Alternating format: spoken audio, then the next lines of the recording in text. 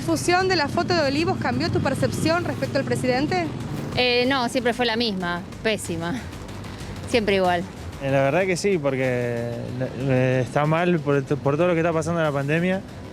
La verdad que no me parece él tendría que dar el ejemplo, pero hacer las cosas bien tendría que dar ese ejemplo, pero sí, me cambió mucho.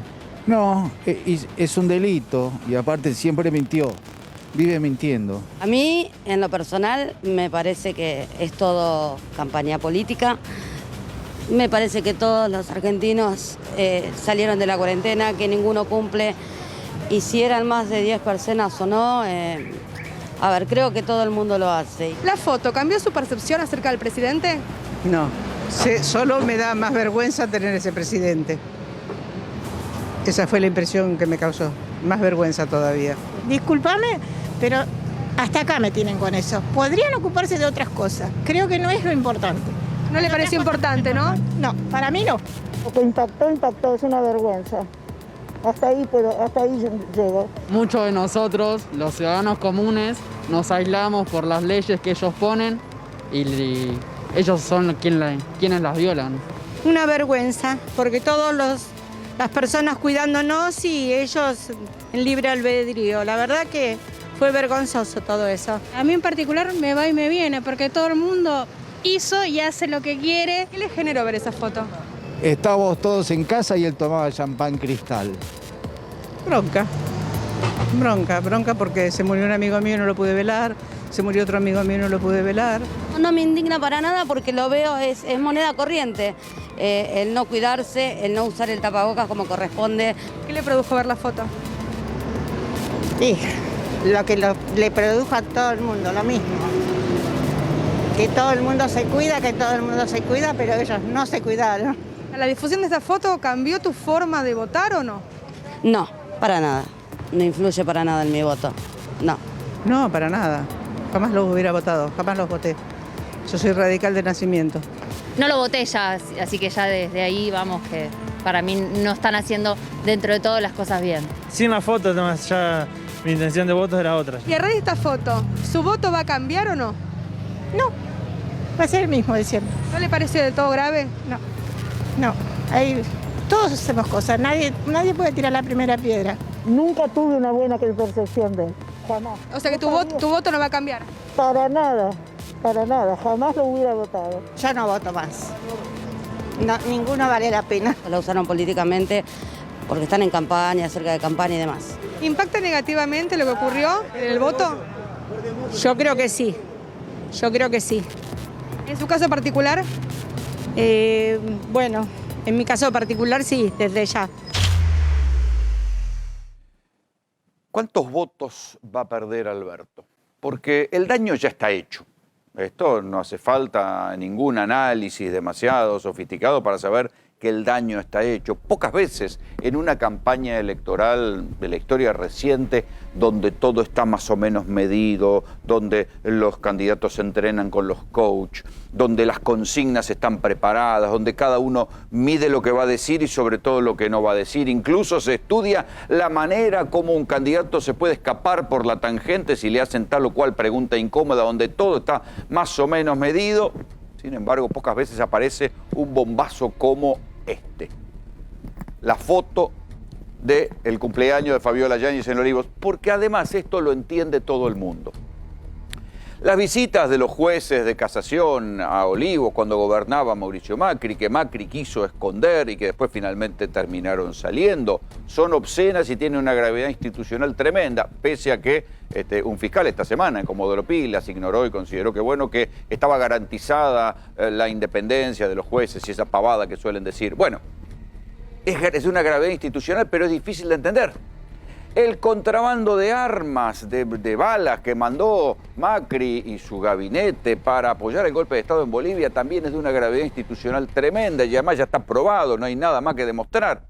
Pero es tal vez difícil de entender para el común de la población, pero esto no. Esto lo entiende todo el mundo y esta noche en GPS les voy a mostrar las encuestas que indican que el 100% de los encuestados o el 97,8%, cifras altísimas, saben de qué se trató este disparate. Saben perfectamente la simetría, la bronca que generó que mientras se decía una cosa se hacía la contraria, un ejemplo de doble discurso como pocas veces se ha visto en la Argentina. Todo el mundo lo entendió y a todo el mundo le generó una reacción. Todo el mundo sabe que fue esta foto de Olivos el cumpleaños de Fabiola Yáñez. O sea, la palabra del presidente está lastimada, lo dijimos, está lastimada hacia la sociedad, el daño ya está hecho. La palabra del presidente también está lastimada hacia adentro del Frente de Todos, porque a muchos de los ministros y sus voceros los mandaron a decir que no existía la foto, que la foto que se había divulgado en un primer momento, que estaba levemente trucada, era falsa, era una fake news, y sin embargo la foto existió y el propio presidente terminó admitiendo lo que la foto impedía discutir. Entonces, hacia adentro del propio Frente de Todos, la palabra del presidente está lastimada, por más que ahora en campaña salgan todos a decir y participen de los actos y se aplaudan mutuamente, el daño hacia adentro ya está hecho. El daño en el contrato social de la palabra presidencial hacia la sociedad ya está hecho también. ¿Ustedes imaginan ahora, después de esto, a un presidente, Dios no lo quiera, teniendo que convocar a nuevas restricciones si avanza la cepa delta? Crucemos los dedos para que así no sea, porque con qué autoridad, no digo moral, pero con qué autoridad política va a poder decir el primer mandatario, vayan a sus casas, impongamos restricciones, volvamos a una fase de aislamiento, si avanza la cepa delta después de esto. Va a ser muy difícil. Por eso hay que estar muy atentos a que esto no pase, porque va a ser muy difícil que esto avance. Pero la pregunta política de fondo hoy es cuánto daño le va a hacer a la intención de voto al Frente de Todos. ¿Cuántos votos perdió Alberto con esto? Algunas encuestas empiezan a conocerse, ¿sí? Y hay que tener en cuenta que lo que viene en menos de un mes son las primarias obligatorias. Después el gobierno tiene un segundo round porque las elecciones definitivas son recién en noviembre. O sea, el gobierno puede intentar recuperar lo que le va a pasar acá. Las PASO son en definitiva una inmensa encuesta, más allá que resuelven las primarias, las disputas internas de los espacios políticos, también son una inmensa encuesta y esa inmensa encuesta va a dar y va a medir cuál fue el impacto de esta foto en la intención de voto. Se conocen sí algunas encuestas, y hay para todos los gustos, pero algunas de esas encuestas dicen desde que Alberto va a perder 1 de cada 4 votos, o sea, un 25% de la intención de voto que tenía para las PASO puede perderla, o sea que va a haber gente que lo iba a votar y que en una cuarta parte va a dejar de votar, lo que va a cambiar su voto, y dicen también que puede haber que no puede haber grandes variaciones debido a los núcleos duros. En definitiva, el voto que permitió que Alberto Fernández fuera presidente es la suma del voto duro, del justicialismo y del kirchnerismo, más un voto blando que Alberto pudo agregar. Llevó también por Sergio Massa y por esos espacios que armaron ese 48% que llevó a Alberto Fernández a la presidencia. Nadie sueña hoy por hoy que ese 48% se va a repetir, pero ese voto que va a perder Alberto se va a convertir en un voto castigo o en un voto bronca. ¿Cuál sería la diferencia? El voto castigo podría ser que pasen del Frente de Todos a Cambiemos, ¿sí? O Juntos por el Cambio, o como se llame en cada uno de los distritos. El voto bronca puede ser que se vaya, que sea un voto antipolítica, un voto de bronca hacia la clase política en general y que castigue tanto a Cambiemos como al Frente de Todos y se vaya por derecha y por izquierda hacia otras opciones. Puede ser, no sé, desde Guillermo Moreno en provincia, o la izquierda trotskista, o los libertarios en la ultraderecha, puede ir para cualquier lado. Esto es lo que hoy por hoy tiene que descifrar, si se va a descifrar en las PASO. La oposición, si no fuera por la foto de Olivos, ¿tiene algo para demostrar? Y no tiene mucho para demostrar, porque cuando uno mira, más allá de las chicanas y las estridencias de la discusión, cuando uno mira el manejo de la pandemia en los distritos donde gobernó Cambiemos y donde gobernó el Frente de Todos, la verdad es que no hay grandes diferencias. Sí, si uno mira la tasa de mortalidad, por ejemplo, en distritos como Jujuy o como la Ciudad de Buenos Aires, es altísima. Y ahí es donde uno tiene que decir, bueno, ¿qué hicieron de diferente los distritos gobernados por la oposición para manejar mejor la pandemia y que el sistema sanitario no colapsara? Porque el colapso del sistema sanitario es responsabilidad de cada uno de los distritos provinciales. Sin embargo, no hay grandes diferencias. Ha habido distritos que tuvieron problemas y fueron del Frente de Todos y otros que fueron de Cambiemos, no hay grandes diferencias. Y es más, también hay que recordar que, y esto se va a mirar con lupa ahora, porque el contraataque del gobierno, no puede decir que va a ser un contraataque desesperado, después del papelón que es inapelable, bueno, van a intentar algunas cosas y se va a mirar con lupa la conducta de los opositores durante la pandemia y ya están empezando a saltar. Se conoció esta tarde una denuncia judicial contra Mauricio Macri y contra Elisa Carrió. En el caso de Mauricio Macri, lo contamos el viernes pasado acá, lo fueron a buscar a la casa y no lo encontraron. Dicen que habían presentado un certificado, que habían cambiado el lugar de cuarentena a la vuelta de su viaje de Suiza, pero también está justo en el límite. Macri se apuró a ir a un programa de televisión, bueno, ya está denunciado en la justicia. En el caso de Elisa Carrió es todavía más divertido, porque Elisa Carrió, en una época en la cual no estaban permitidas las reuniones, ¿sí?, hizo un cumpleaños con mariachi, con todos los dirigentes políticos del espacio opositor de Cambiemos, 70 personas, hasta las 3 de la mañana, no cierra por ningún lado, y hoy la coalición cívica lo que sacó para defender a Carrió es que bueno, que en definitiva en Exaltación de la Cruz no era la misma situación sanitaria que el AMBA y ahí van a intentar defenderse. De todos modos, hay que decir que nadie predicó con el ejemplo, porque evidentemente Alberto no predicó con el ejemplo en este festejo cuando estaban los festejos prohibidos, pero Carrió tampoco. Digo, porque si es tan austera y moralista y republicana como dice, era necesario cuando todo el mundo iba a pasar las Navidades apenita brindando con el núcleo íntimo de su familia, hacer un festejo, porque fue inmediatamente al día siguiente del festejo de Navidad, era necesario hacer un festejo con 70 personas hasta las 3 de la mañana, y no, tampoco se predica con la imagen, ¿no? Digo, acá en la clase política siempre lo que impera es el doble discurso, esto es decir, reclamarle a los demás que hagan una cosa, pero en privado se hace otra. Y esto no distingue mucho espacio opositor. Digo, es tan obsceno Carrió con los 70 mariachi, con los 70 invitados y los mariachi, como Alberto festejando el cumpleaños, donde la única cordura parecía ponerla Dylan, que ladraba, porque después se conoció el video, y Dylan ladraba como diciendo, muchachos, no sigan haciendo cagadas, y fue finalmente lo que sucedió. La oposición no tiene demasiado para ofrecer en la campaña electoral. Por eso la principal piña de la campaña electoral terminó siendo la foto. Habrá más fotos. Hoy Santiago Cafiero, el jefe de gabinete, se jugó y repitió 6 veces. 1, 2, 3, 4, 5, 6 veces la palabra no. No hay más reuniones. No, no, no. ¿Va a poder sostener la palabra? Porque ahí sí sería una segunda piña después de esta. Si en el medio de la campaña las PASO o para la campaña de las elecciones definitivas aparece otro video, aparece otro bochorno, aparece otra foto de estas que generan un doble discurso y una irritación como pocas veces se había visto en los años de campañas electorales en la democracia. Así está planteada la cosa. Cuando uno mira las encuestas, insisto, algunas que les puedo mostrar porque salieron encuestas de todos los colores esta semana, una, por ejemplo, que corrobora esto que yo le decía, una encuestadora que se llama MIF, que dice conocimiento y percepción de la gravedad de la situación. Vean ese inmenso círculo amarillo, esa más que casi una dona amarilla completa, que dice el 91,7% de los encuestados leyeron o escucharon algo sobre el tema de la foto en Olivos. Este es el nivel de gravedad. Y en esto coinciden casi todas las encuestas. Más opositores, más oficialistas, todos se enteraron del bochorno de la foto de Olivos. Acá, un 63,2% considera que lo que sucedió en Olivos es muy grave.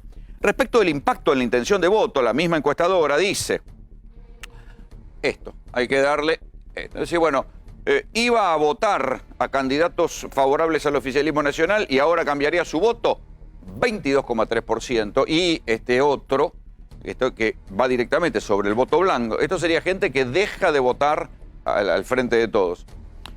Y gente que eran indecisos y que ahora no votarían al oficialismo, un 11,7%.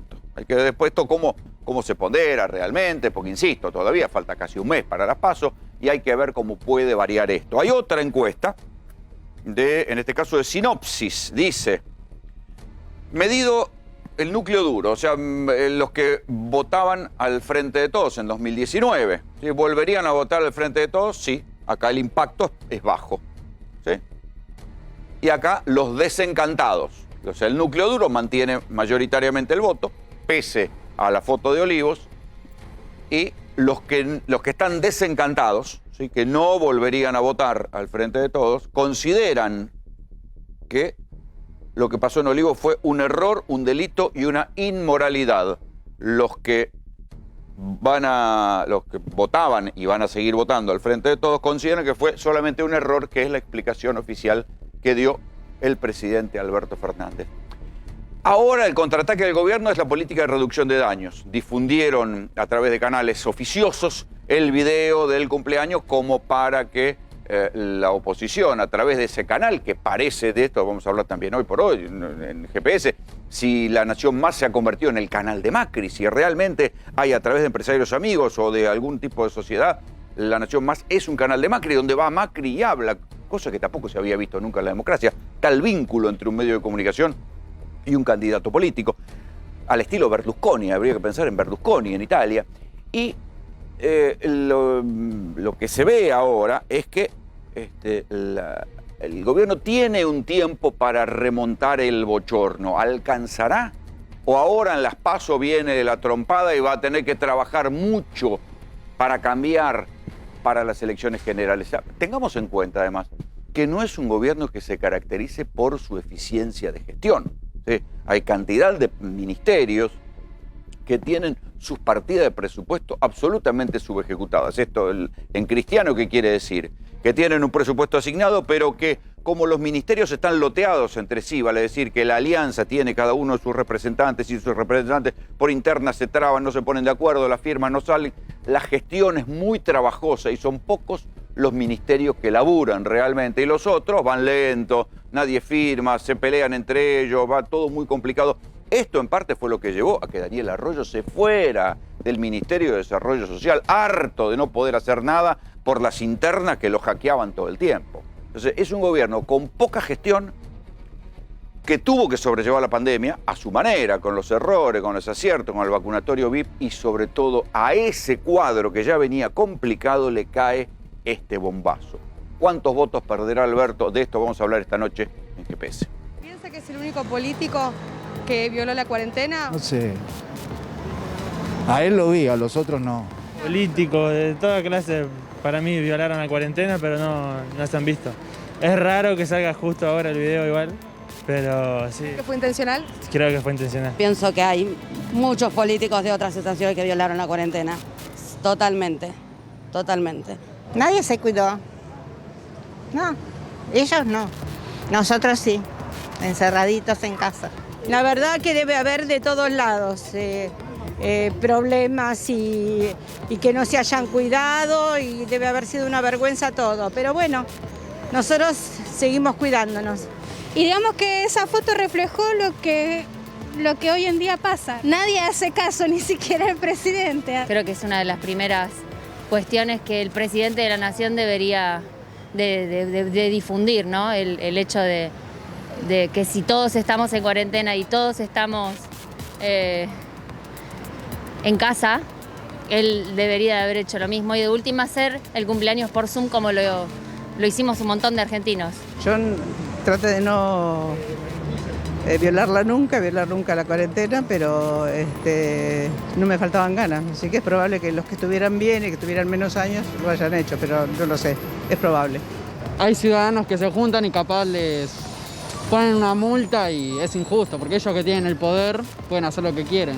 Creo que es una cuestión de responsabilidad social la que nos falta a muchos de los argentinos y que es por eso que la pandemia nos pasó por arriba, porque no supimos pensar en el otro y siempre pensamos de que es la vereda enfrente al que le pasa, entonces nos juntamos igual, hacemos reuniones igual, cumpleaños igual. No sé cómo calificarlo, me cuesta, porque hay algunas calificaciones que no te las puedo decir. Lo que pasa es que Fernández es el presidente de la Nación y aparte está con Cristina Fernández de Kirchner. A ver, esto es una realidad, entonces es como un boicot al presidente. Eso ya está, ya fue, ya pidió disculpas, listo. ¿Qué pasa? ¿Lo van a poner contra la pared? Me remito a los hechos de la foto, que de última, aunque sea, si lo hiciste, no te saques una foto y la publiques. información es urgente porque se acaba de conocer en el medio de la causa judicial que estudia las visitas a la residencia de Olivos la declaración de Tamara Pettinato. Tamara Pettinato es una periodista que fue a reunirse con el presidente Alberto Fernández y dijo que era ella, pero que no iba a revelar las razones por las que fue. Ahora declaró en la justicia. En rigor, presentó un escrito, unas 20 páginas, a las 14:22 de hoy, lo dejó en la mesa de entrada del juzgado de Sebastián Casanelo. Casanelo se lo mandó inmediatamente al fiscal Ramiro González. ¿Qué es lo que dice en ese escrito?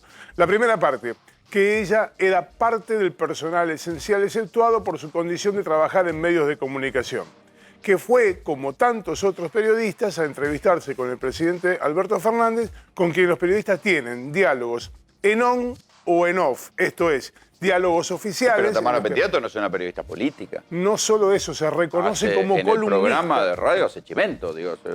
Se reconoce como una columnista de un programa de Radio con Voz y como columnista de un programa de Telefe.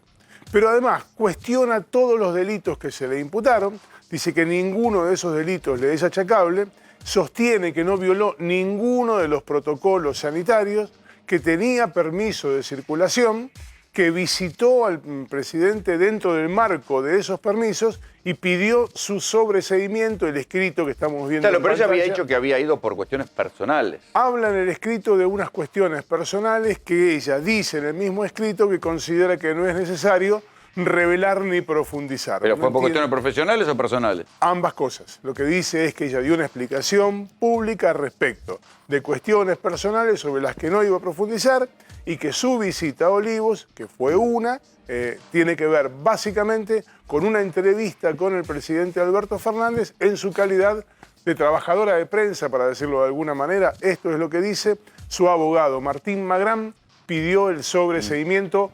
No es la única novedad en la causa, ¿eh? ¿Cómo va la causa todo esto? Porque va a quedar ahí, va a pasar a Arroyo Salgado en San Isidro. ¿Qué es lo que se sabe? Arroyo Salgado puede recibir la causa porque el fiscal de San Isidro, Federico Iuspa, pidió la certificación del expediente. ¿Qué es la certificación? Che, ¿me mostrás qué es lo que hay en ese expediente? Porque yo acá tengo algo parecido y me parece que eso me corresponde a mí. Eso es una certificación de la causa.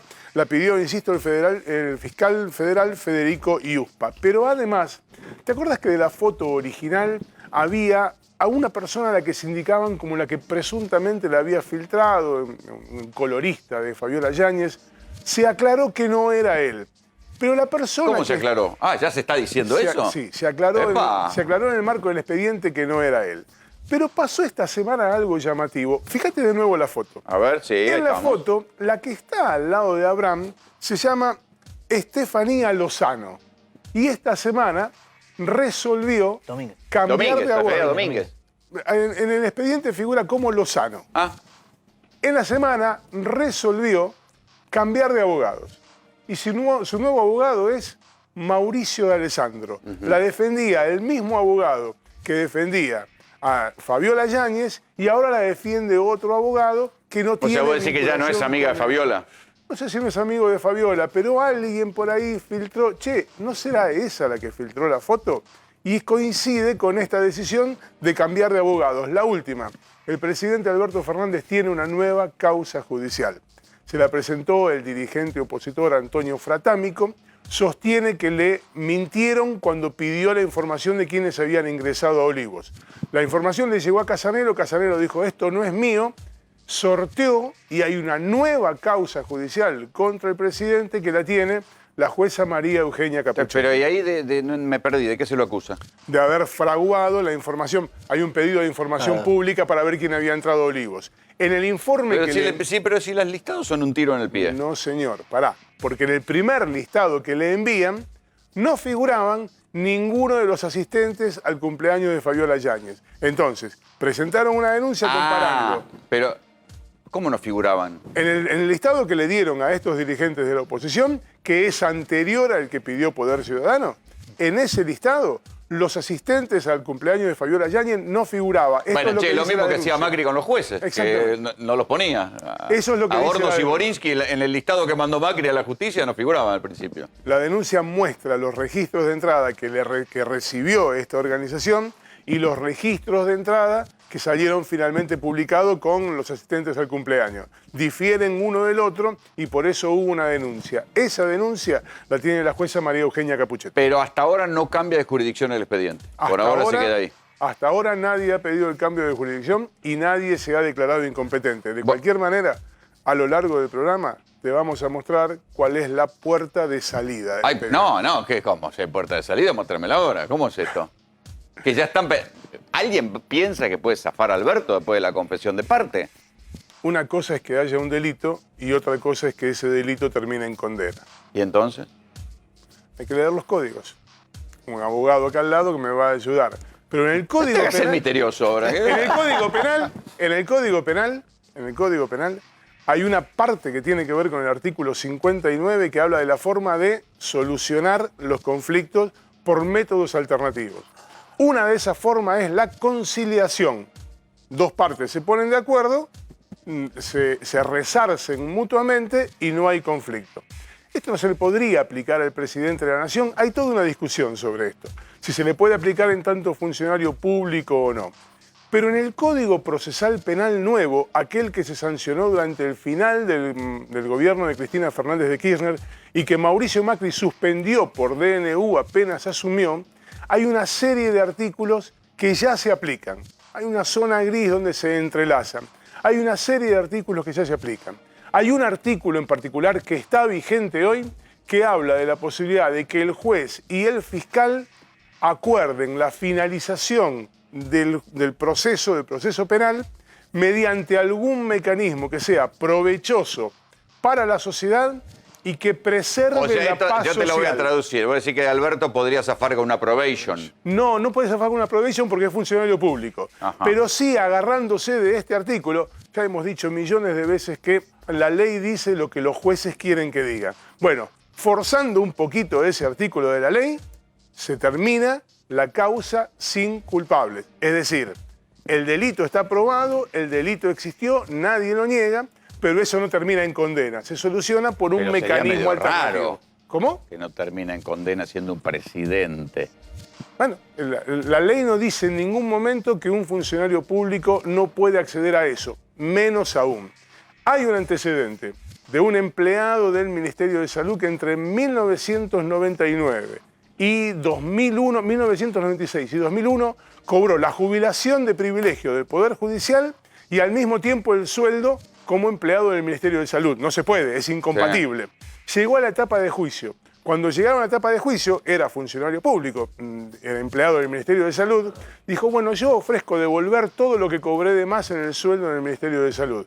El Estado recuperó 1.100.000 pesos de esos salarios y la causa se terminó sin juicio, habiéndose probado el delito y sin condena. Es raro, puede pasar cualquier cosa en Argentina, pero del capítulo judicial nos vamos al capítulo político. En el comienzo de GPS nos preguntábamos cuántos votos perderá Alberto por esto y, por supuesto, aquí está Raúl Timerman con nosotros. Y qué preguntita, compañero. Buenas noches, ¿cómo le va? ¿Qué tal? Buenas noches, ¿cómo estás, Rolando? ¿Qué estás viendo en función de lo que se va sabiendo en encuestas? ¿Qué es lo que ves de lo que... Bueno, en principio escuché tu editorial y vi las dos encuestas que presentaste. Ahora te escuchamos a vos. No, bueno, pero te quiero comentar. Las dos encuestas que presentaste, hechas inmediatamente después de conocido el hecho. Una es de Sinopsis, de Lucas Romero, a quien conozco personalmente. Es un muchacho serio, trabaja bien desde el punto de vista de las encuestas. En general trabaja para la gente del PRO, digamos, y para ese grupo. Management and Fit, no conozco a nadie personalmente. En general leo las encuestas publicadas en el diario Clarín. Digamos que... Vamos ahora a la parte técnica. Ningún evento emocional se mide el impacto en la primera semana que ocurre el evento. Hay que dejar que decante. El voto es una combinación de emociones y razones. Si en el momento que ocurre el shock emocional, que fue fuerte ante la aparición de la foto, no solo para aquellos que votan en contra del Frente de Todos, para muchos militantes del Frente de Todos, claro, fue un shock ver esa foto. Bien, en ese momento emocionalmente uno reacciona. Hay que ver cómo decanta. ¿Cómo decanta la situación? Después. Sí, entre 3 semanas y un mes se mide la decantación. Vos decís cuántos votos le va a costar a Alberto Fernández este hecho. Algunos dicen, bueno, es como el cajón de Herminio, ¿no? No, bueno, no, pero no tiene nada que ver. Aparte, es un hecho diferente en una situación, en un contexto diferente y con significados diferentes. Por lo que significaba Herminio en ese momento. No discutamos el cajón de Herminio. El tema es, fíjate, todo el tiempo que estuvimos discutiendo cosas que tienen nada que ver con la posibilidad de sacar la Argentina adelante. Ah, no. Entonces va a ser muy difícil. No, y la oposición tampoco tiene nada para demostrar, porque digo, todavía Carrió no pidió perdón. Al tema de los votos. Espera, porque digo, Carrió no pidió nunca perdón por haber dicho que la vacuna era veneno. Delfrade no pidió perdón por haber pedido que se autorizara el dióxido de cloro. Los opositores, Cambiemos nunca pidió perdón por la marcha en defensa de Vicentín, que era una manga de estafadores. Se sabe ahora, digo, para pedir perdón hay un galpón lleno de cosas. Sí. Vos fijate cómo se equilibran de pronto las cosas. Hoy aparece un tuit que dice equipo y aparece Mauricio Macri con María Eugenia Vidal. La recordación de ese equipo que gobernó 4 años el país se contrapone muy bien al efecto de la foto. ¿Por qué? ¿Qué es lo que tiene que hacer el Frente de Todos, el gobierno, Alberto Fernández, quien sea? El 48% lo votó Alberto Fernández. Contra Macri. Contra Mauricio Macri. O sea, voy a decir traerlo a Macri. A Macri apareció solo. Vino solito, no lo llamaron, vino. Nadie lo llamó, vino. Según Borges, ha cometido el peor de los pecados que un hombre puede cometer, que es aparecer en este momento en la foto. Bien. Pero no eso. Lo que hay que hacer es hacerle recordar a la gente, a ese 48%, por qué votó Alberto Fernández en ese momento. ¿Por qué lo votó? Porque Macri gobernaba y no lo reeligió y decidió cambiar. Vos pensás que Alberto sacó el mismo porcentaje en la general que Daniel Scioli en el balotaje. O sea, hubo un cambio de actitud de la gente en el momento del voto. Recordarles por qué lo votó. Está bien, pero el recuerdo, bolsillo contra bolsillo, Está hay bien. que recordar también Espera, no terminé. Recordarles por qué lo votó. Y yo le pregunto a alguien, digamos, que se indignó por la foto. Llega el momento de la elección, en las PASO, también hay que diferenciar las PASO de lo que va a ser la elección. Supongamos que está la única, en las PASO. ¿Qué querés hacer vos? ¿Que siga el proceso que está llevando adelante el Frente de Todos en el gobierno? ¿Que vos votaste porque crees que es lo que hay que hacer? ¿O preferís castigarlo, Alberto, por la foto y que vuelva el macrismo a gobernar? Bueno, yo ahí te digo que sumado a lo que ha pasado en buena parte de los países, donde los oficialismos que han gestionado la pandemia han perdido. Por derecha, por izquierda, digo oficialismo de derecha, Bueno, de izquierda, es Bolsonaro, verdad, Trump. hay otro Y fenómeno además que ocurre. a eso, a lo difícil que es ir a elecciones en pandemia, agregarle la foto. Esto es lo que me parece La foto difícil, es Vos sabés que no lo creo, pero no importa, depende de a quién más que se le dice a la gente. Primero, hay un grupo de indecisos muy grande. Alberto viene en un proceso. Alberto tuvo su peor momento de gestión de gobierno. Lo que hay que medir cuando alguien es oficialismo es cómo evalúa la gente la gestión de gobierno. No la imagen positiva o negativa. No se gana la presidencia por imagen, sino el presidente sería Roberto Lavagna. Era el que mejor imagen tenía. Claro. No, es verdad. Claro. Era el que mejor imagen tenía en ese momento, no es presidente. Bien, la gestión de gobierno de Alberto Fernández tuvo en abril del año pasado un pico 80-82 puntos de aprobación y ahí empezó a descender. En septiembre pasó por 48-50, que eran los votos que había tenido. Siguió descendiendo hasta marzo, que tuvo su mínimo. Vacunatorio VIP.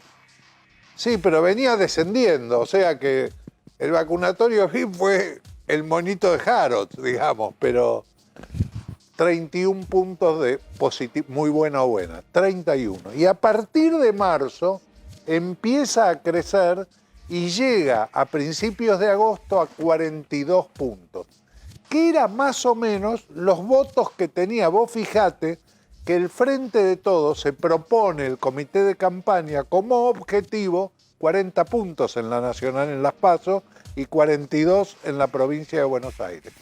Y ocurre lo de la foto. Bueno, lo de la foto es el equilibrio. En la foto existió, el hecho no debió haber existido nunca, fue una macana. Ahora bien, no se vota eso. Se vota un gobierno o contra un gobierno que se quiere que haga una cosa o que haga una cosa diferente. Alberto Fernández es el presidente, pero gobierna una coalición de gobierno muy amplia, que tiene un proyecto de país diferente al de Macri y al de María Eugenia Vidal. Los discursos de Cristina? Viste que Cristina se comentó mucho esto, arreglar lo que tengas que arreglar, pero no te pongas nervioso, la frase de la semana. Bueno, Cristina no es ni buena ni mala. Es incorregible, es así, Cristina. Esa es otra frase de Borges también. Es una frase de Borges. Es borgiana, Cristina, efectivamente. Es así. Cristina es la de hay funcionarios que funcionan y funcionarios que no funcionan. Este es un país presidencialista, Alberto Fernández, vos sos el presidente, sos el que toma las decisiones. Si hay funcionarios que no quieren trabajar, que se vayan a su casa. Poné orden donde tenés que poner orden. No te ponga nervioso, seguí adelante. Esa es Cristina. Esa es Cristina. Cristina es así. Quiero sumar aquí a la conversación a Leopoldo Moró a ver cómo cae todo esto en el Frente de Todos y cómo ves vos el panorama para las elecciones si es tan incómodo con la fotito. Mira, a ver, yo tengo por ahí una ventaja sobre ustedes dos, que no leo encuestas. Es una ventaja o puede ser también una desventaja, ¿no? Pero además no leo encuestas hace muchísimo tiempo, porque creo que todo ese mecanismo está en crisis hace mucho tiempo y quedó demostrado en los pronósticos de las últimas elecciones que no le pegaron ni de cerca. Entonces, a mí me da la impresión de que el pueblo argentino es mucho más inteligente de lo que nosotros mismos creemos. Nosotros miramos desde la superestructura de la política o del periodismo al pueblo y creemos interpretar que va a ir para tal lado, para tal otro. En fin, a mí lo que me da la impresión es precisamente que esto es una foto, no una película, no es un gobierno que viene degradándose, es una foto. Muchas veces uno se puede enojar con Messi o con Maradona porque erraron un penal, pero no te enojás para toda la vida. ¿Por qué? Bueno, porque llegás a la conclusión de que Messi y Maradona son buenos jugadores, más allá que un día hayan sido fotografiados errando un penal, y a veces un penal que podía definir un campeonato. Y sin embargo no te enojás en el momento. Entonces yo lo que veo es que la sociedad argentina está mirando otra cosa. Es cierto que la foto tuvo un impacto, es cierto que no debió haber ocurrido lo que ocurrió. Y es cierto que todo el mundo entendió de qué se trataba. Bueno, por supuesto. Y también es cierto que las otras fotos tendrían que haber aparecido, la de los mariachi, los 70, y no aparecieron. ¿Por qué? Bueno, porque la oposición tiene una gran ventaja, que es que se esconde detrás de Clarín y La Nación, que son los que fijan la agenda de la campaña electoral, de esta, de la anterior, de la anterior, de la anterior y de la anterior. Por eso todo lo que pueda decir Macri, lo que pueda decir Vidal, Larreta, Santilli, todo eso no produce ningún daño, ni raspa al oficialismo. Sí raspa y produce daño cuando los medios concentrados de comunicación, los medios hegemónicos, toman un tema y lo machacan hasta instalarlo como un tema fundamental. Lo hicieron antes para lograr que Macri fuera presidente. Todo lo que hicieron, el espionaje ilegal. Pero esto fue un error propio. Pero por supuesto que fue un error propio, no cabe ninguna duda. En un partido de tenis fue tirarlo fuera. Obviamente, lo que pasa es que los errores propios o no propios siempre son utilizados por estos medios para golpear de un solo lado. Nunca golpean para el otro lado. ¿Por qué? Porque el otro lado es el de ellos. Manieto, Zaguer, etcétera, son el otro lado. No es que... Entonces siempre golpean para un solo lado. Pero eso no exime de que esto fue un error. Claro que fue un error.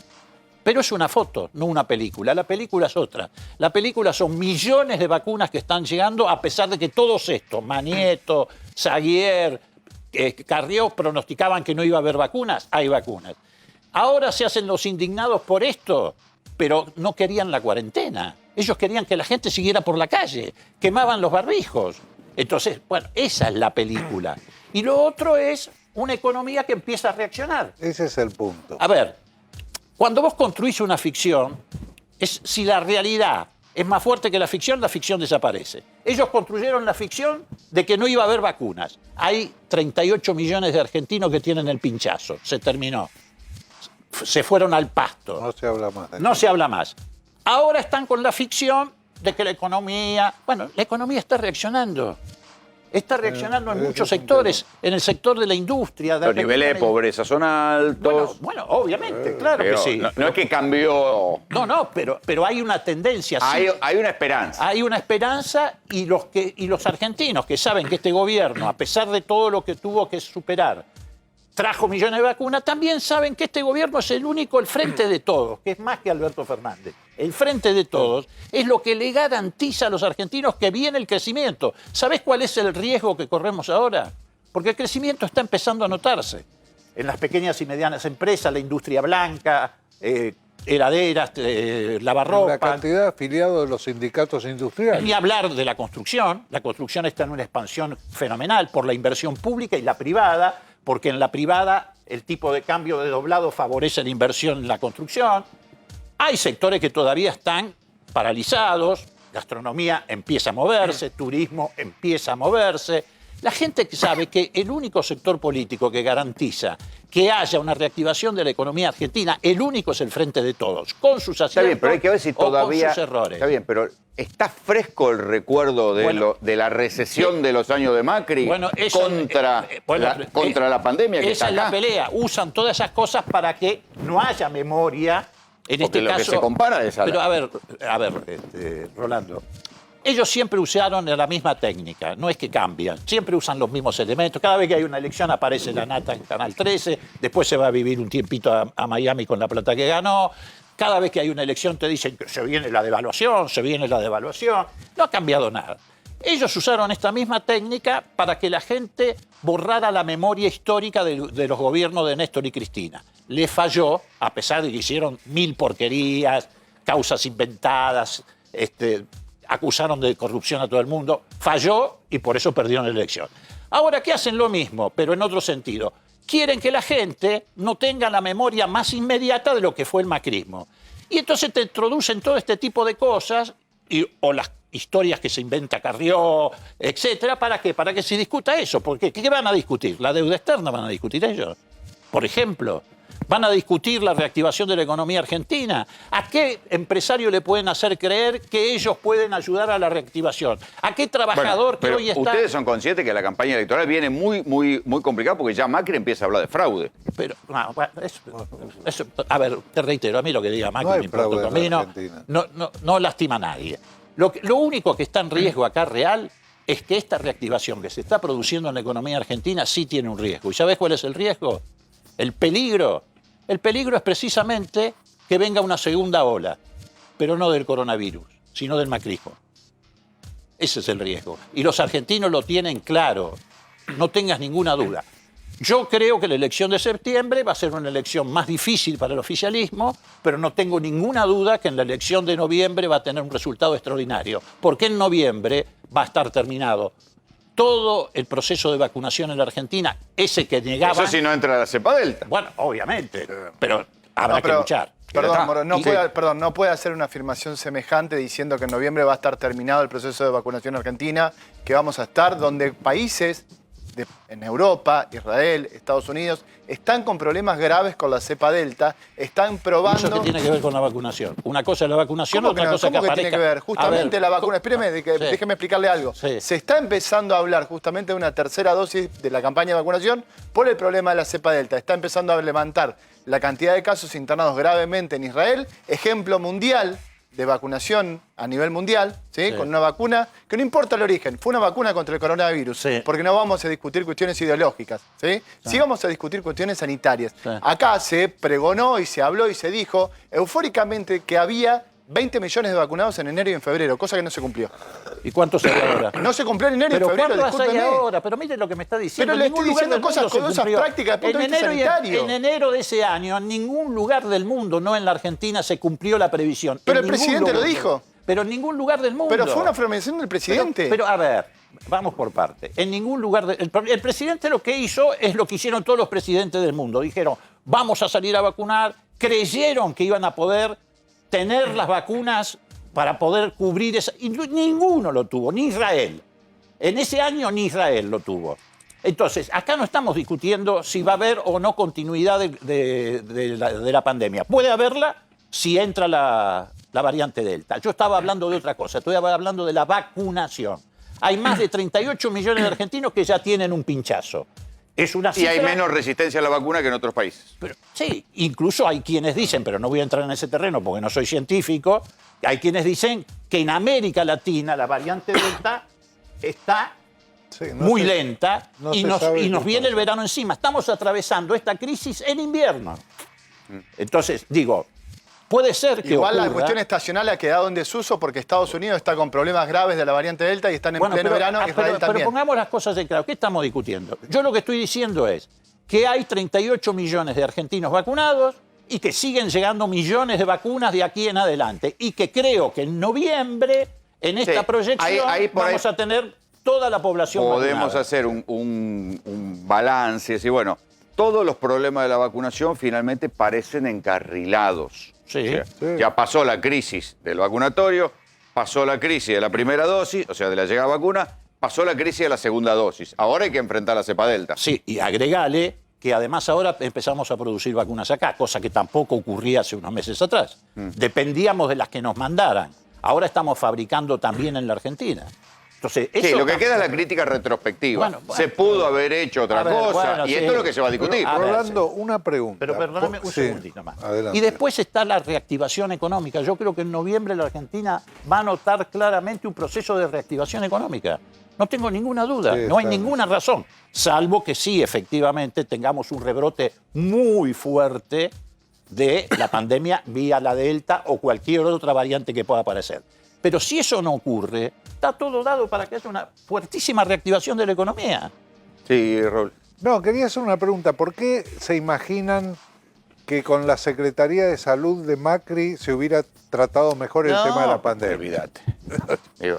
Y por otro lado, Digo, una a ver, ahora se ve que Macri, polemizar... acordate, perdón, Macri, hoy lo vi porque vi que se vuelven a distribuir computadoras. Macri dejaron de distribuir las computadoras a los secundarios. Tema salud, Digo, todo tema de eso educación. es una etapa superada. Lo que pasa es que a mí me parece que la bronca de lo que pasó todo el mundo, mal que mal con la pandemia, que nos alteró toda la vida, más la foto, más que la sensación de otra vez tener que esperar que las cosas cambien, puede generar un voto bronca, me parece. Está, pero no les recomiendo polemizar con Leopoldo. Porque No, te come crudo. Claro, pero- es un polemista de primera. digamos. nadie discute. Y tiene los temas muy Pero analizados. no soy un muy- sofista. Una cosa es ser polemista, otra cosa es un sofista. Un sofista es alguien que argumenta por Para un lado o argumento. para el otro. Claro. Espera que Néstor quiere preguntar. Que argumento por otro. Quería pero vos preguntarle a polemizás Moró, muy bien. a propósito de esta foto que estamos viendo. La foto, básicamente, es un error no forzado. Aquí, en la semana pasada, en este mismo estudio, José Luis Espert habló de la posibilidad del juicio político por el vacunatorio VIP. Son todos errores no forzados. La parte más benévola dice que el presidente hace esto no por corrupto, sino por torpe, Confiado. por tonto, por decirlo de alguna manera. Y la parte más vehemente dice que hay que echarlo a patadas. Son errores propios e innecesarios. ¿Por qué pasa? Bueno, a ver, es una buena pregunta porque entra en el plano de la subjetividad, digamos, ¿no? De cada persona, de cómo se maneja el presidente, de cómo se manejan los colaboradores del presidente. Yo creo que deberían cuidar mucho más al presidente. Pero a Alfonsín no le pasaba, ¿Cómo? a Alfonsín no le pasaba, a Menem no le pasaba, a Néstor no le pasaba. No había redes sociales, no había teléfonos celulares. Sí, eso también es un factor, sin lugar a La dudas. foto la sacaba Sin Víctor lugar a Ruge. dudas. Hoy es cualquiera de nosotros por la calle es un cronista, es un fotógrafo, es un cameraman, etc. Pero más allá de eso, también creo que Alfonsín, que Néstor, que Cristina estuvieron mucho más cuidados. Mucho más cuidados. A mí me parece que ahí sí hay una responsabilidad que alguien o algunos tienen que Digo, asumir. ni de Menem trascendían estas cosas. Pero no, pero además hay un problema de, ¿cómo te podría decir? De respeto natural a las investiduras. Yo te digo, yo entro a hablar con Cristina, no solamente al despacho de ella, sino a la casa, y automáticamente dejo el celular afuera. Entre otras cosas para que haya libertad para hablar con tranquilidad, por respeto, porque además son personas que están políticamente muy expuestas. A Cristina la espiaban hasta los fondos buitres a través de una empresa de piratería cibernética en la India. Entonces, vos tenés que tener la conciencia de que hay personas que deben ser muy cuidadas. ¿Y vos pensás que al presidente no lo espían? No sé si lo espían o no lo espían. Lo que sí sé es que nosotros ya no espiamos a los otros. En la Argentina nuestra, en la Argentina de este gobierno, no hay espionaje ilegal sobre la oposición o sobre tus propios amigos, como el caso de Larreta, que le arruinaron la vida personal espiándolo. Y no lo espió el gobierno de Cristina. ¿Eso fue por espionaje? Pero no tengas ninguna duda. Yo tengo en la comisión las fotos que le sacaban a Larreta. Lo que pasa es que hay una diferencia entre nosotros y ellos. Nosotros nunca vamos a usar ese tipo de cosas y Macri sí las usó contra Larreta. ¿Y no debió haber habido una inteligencia que previniera esto que pasó? La filtración de la foto o los videos, por ejemplo. Yo creo que tiene que haber más cuidado, reitero, sobre el presidente de la Nación. Llámese como se llame, tiene que haber más cuidado, sin lugar a dudas. ¿Ustedes no recuerdan, por ejemplo, cuando el famoso caso del espionaje a Dilma, que se detectó? Sí, claro, Snowden. Exactamente. Entonces, digo, cualquier presidente en cualquier lugar del mundo está expuesto a ese tipo de situaciones. Eso no quita la responsabilidad de esa foto. Esa es otra cuestión. Sí. Esa es otra cuestión.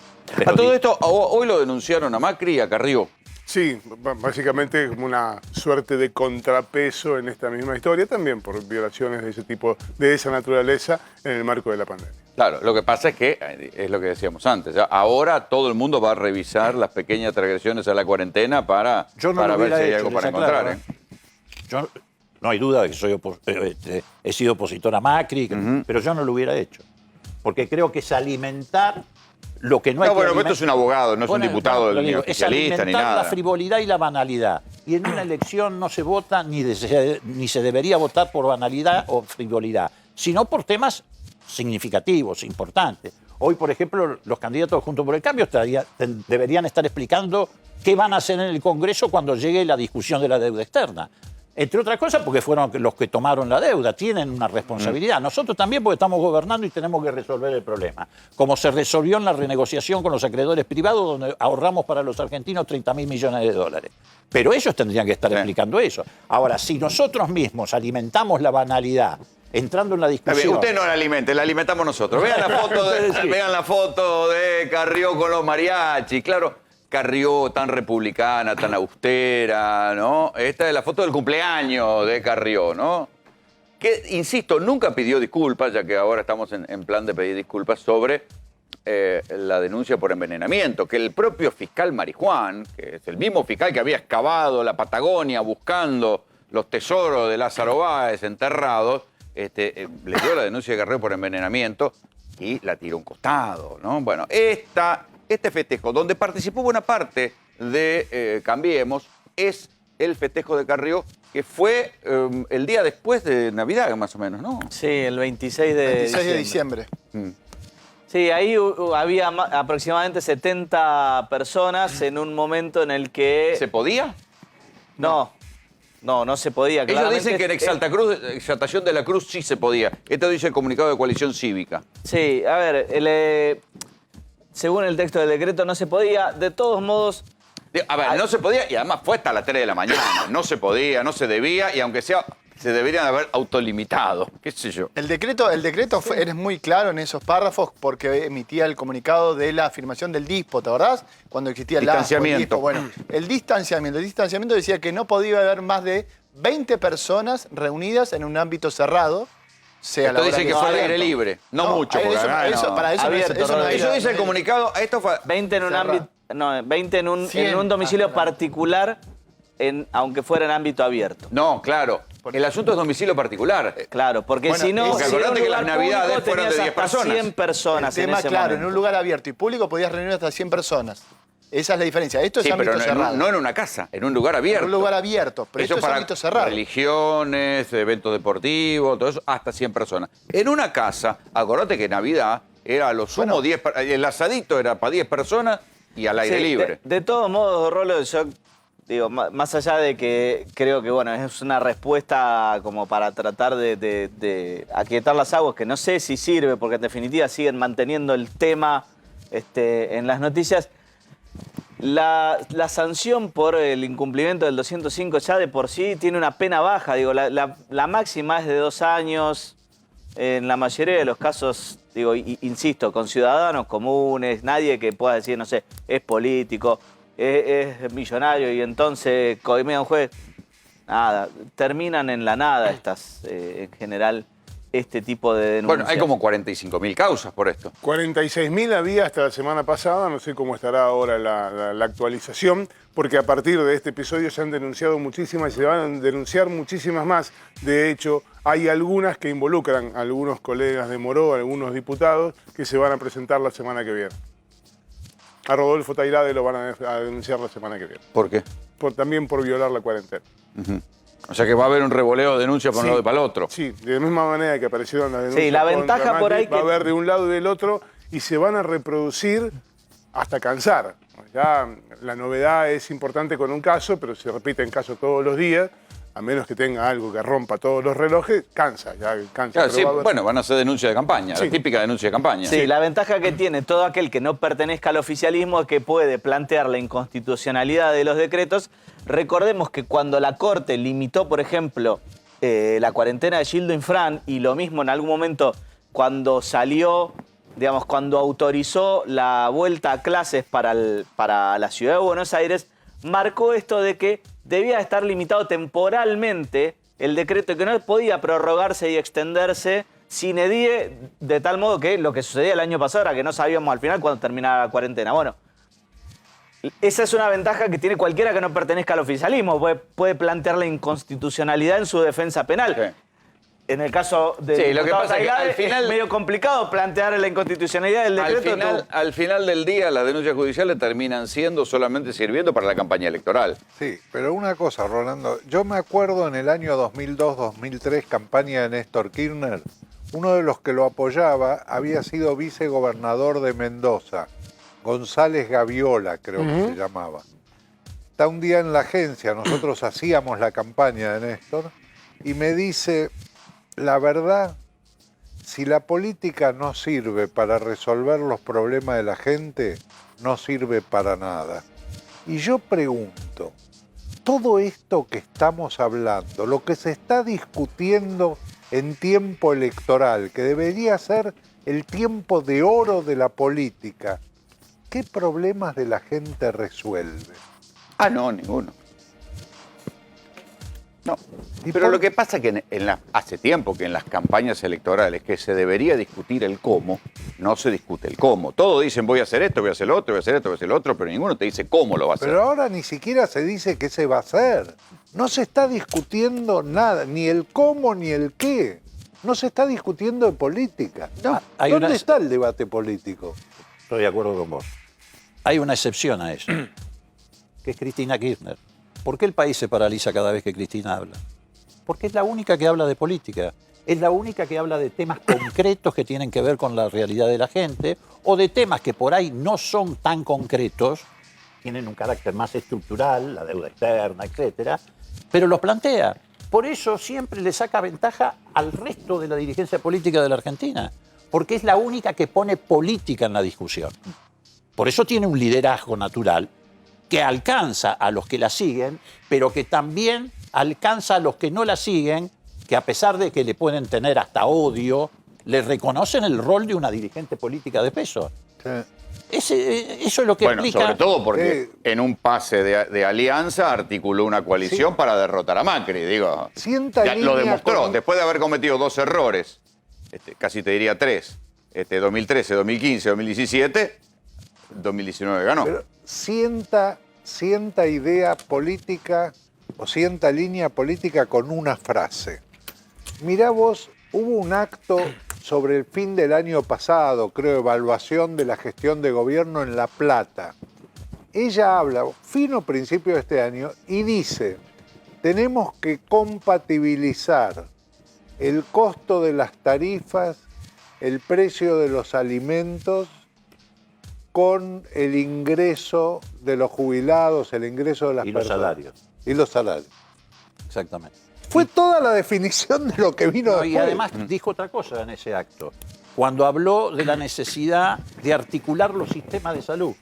También. ¿Y qué instaló el dijo? tema, sí. Ojo que el mundo puede enfrentar nuevas pandemias.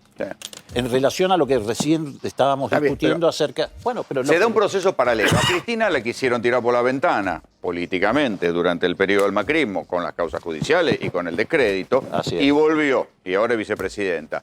A Macri también los propios lo quisieron tirar por la ventana, porque se fue sin dar batalla por sus candidatos, qué sé yo, y sin embargo ahora volvió y está en la foto de campaña. O sea que no es tan fácil deshacerse de los líderes. No, es la gente la que vota y decide. Sí, además yo Está bien, creo- pero por algo lo traen a Macri. Yo creo, ¿sabés por qué? Aunque, digo, Vidal ¿Sabés y Larreta, por algo lo traen a Macri. Yo, ¿sabes por qué creo que lo traen a Macri? No son temas que me interesan mucho hacer especulación de tacticaje electoral. Pero si has visto tantas cosas bueno, que... pero alguna- Regálame un análisis. No, un análisis muy breve. Yo creo que lo traen a Macri porque están muy preocupados por la performance que puede tener Milei o la que puede tener López Murphy o la que puede tener Esper. Y Están como Macri, fidelizando. Están fidelizando los votos claro, propios. y Macri representa esa línea dura de Burlich, el mismo, etcétera. Entonces Vidal... O sea que decir que con los radicales no alcanza. No. Y con los gobiernos del PRO que gestionan no además, alcanza. además salió muy mal la jugada de Vidal. Vidal entró muy mal en la ciudad de Buenos Aires. Está muy mal. Y necesita recuperar eso porque ellos corren un riesgo en la ciudad de Buenos Aires, Rolando. Que en la PASO, que es una elección de candidato contra candidato, Leandro Santoro esté por encima de Vidal o cabeza a cabeza con Vidal. Entonces necesitan recuperar el voto de Milei, recuperar el voto que se puede ir con López Murphy, porque si no puede darse ese escenario de Vidal compitiendo cabeza a cabeza en la PASO. Y si Santoro arranca en la PASO cabeza a cabeza o un poquito arriba de Vidal, sería un suceso político absolutamente Sí, conmocionante. y en uno la puede ciudad de Buenos pensar y Aires. Aunque conjeturar después se que reagrupe después el voto de López Murphy se va a ir, Bueno, ese voto se va a ir a Milei. Se puede reagrupar el voto de derecha en noviembre, puede reagruparse, pero ¿detrás de quién? ¿De Vidal o de Milei? Es una elección legislativa, se puede ir con Entonces Milei. digo, puede haber una sorpresa que puede ser conmocionante en el escenario electoral de la capital federal, ojo. La fuga por Aparte, derecha. Macri no va a todas partes. Ciudad de Buenos Aires, Córdoba y Mendoza. No, y solo va a La Nación, ¿vieron? Solo habla en La Nación. Bueno, ¿lo invitaron ustedes? No frecuenta estos lugares. Pero podríamos, ¿no? No frecuenta. Podríamos. Vos sabés que yo fui el primero, y no lo digo por autobombo, yo fui el primero que dijo que el macrismo había comprado La Nación Más. ¿En serio? Sí, sí. ¿Y por qué? Preguntale a un colega de él que no voy a nombrar porque si no le hago propaganda a otro canal. Bueno, porque tenía la información de que había armado una vaquita entre... Viste que él siempre... Societariamente lo que hay es que los que pusieron plata en la sociedad de La Nación Más son Galperín y el dueño de Globan. Bueno, el tema es así. Macri tiene Galperín de Mercado Macri Libre. tiene la costumbre de no poner plata a él, sino hacerle poner a los demás. Por eso en la campaña electoral 2015 le pedía el 1% del capital a los, me acuerdo, a los perfecto. empresarios y le decía, poneme el 1% para la campaña. Que después vuelve. Después vuelve multiplicado. Bueno, acá hizo lo mismo, le juntó la cabeza a varios empresarios, hizo una vaquita y compraron La Nación Más. A mí no me preocupa que compre La Nación Más, al contrario. Lo bueno es que se sepa que La Nación Más la compró Macri con un grupo de empresarios amigos. No hay tradición en la Argentina de que un candidato tenga un canal. Claro, pero si lo tiene... Berlusconi. ¿Quién? No, de Narváez. Fue candidato, ganó una elección Pero no en un la presidente. provincia. Ah, presidente. Pero Rolando, si lo tiene, lo importante es que se sepa que lo tiene. Lo grave sería Sí, que la está gente bien. piense que La Nación Más es un canal independiente. Yo prefiero que se sepa que lo tiene. Es mucho más sano para el proceso democrático. Entonces la gente va a ver el canal y sabe cuál es el origen de esa información, de dónde sale, por qué se dice. Lo Sería un grave poco como Berlusconi en Italia. Sí. Yo prefiero que se blanquee para que la opinión pública sepa que está escuchando un canal que es de Macri. Bueno, está bien, tiene derecho a Sí, tenerlo. Leopoldo igual está muy sesgado. Vos fijate que los que están de acuerdo con lo que se dice en ese canal escuchan ese canal. Es decir, no llega a todo el mundo. No, ese es otro fenómeno, claro, obviamente. Está sesgada, hay lo que se llama el sesgo de confirmación. La gente escucha... Lo que quiere escuchar. Exactamente, a alguien que piense como ellos, digamos. Y está todo sesgado, y eso es... Es como los partidos de fútbol, ven al club que quieren ver. Sí, pero hay un problema. ¿Dónde queda el periodismo? para los que quieren la información sin sesgo. Recién hablábamos con Leopoldo, él me comentaba, él trabajó en el diario La Opinión. Sí, ya sé. Y repasaba quiénes trabajaban en La Opinión. Y me decía, es un periodismo, ya no existe más. No existe más ese periodismo. Entonces vos, si querés escuchar hablar a favor del gobierno, escuchás a determinados periodistas y determinados canales. Querés escuchar hablar en contra del gobierno, escuchás a otros periodistas y otros canales. Ahora, si querés informarte... Prende la televisión el viernes a la noche. Tenés que mirar GPS. Está bien. Acá informamos. Pasamos el chivo, caballeros. Es una buena reflexión. Gracias por venir. No, gracias a vos. Que te vaya muy bien. En Rosario pasó algo muy grave hoy, más que grave, surrealista. Citaron a declarar a uno de los dirigentes de la banda de los monos. Cuando va a declarar, le preguntan profesión y dice, ¿sabe qué? Yo contrato sicarios para dispararle a los jueces. ¿Por qué lo estaban juzgando? Por haber disparado contra los tribunales. ¿Por qué dijo esto? ¿Es una especie de exabrupto o es una demostración de poder que hasta ahora nunca vimos en la Argentina?